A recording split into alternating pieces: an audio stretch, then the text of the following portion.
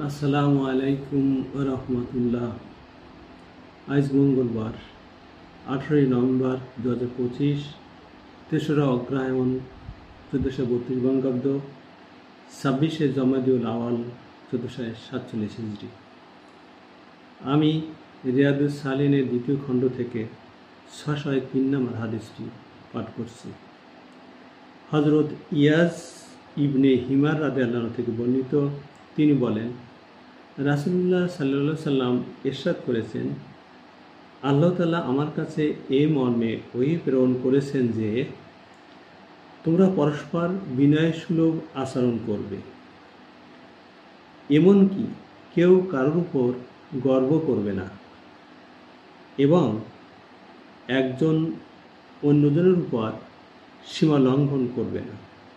Muslim Sharif.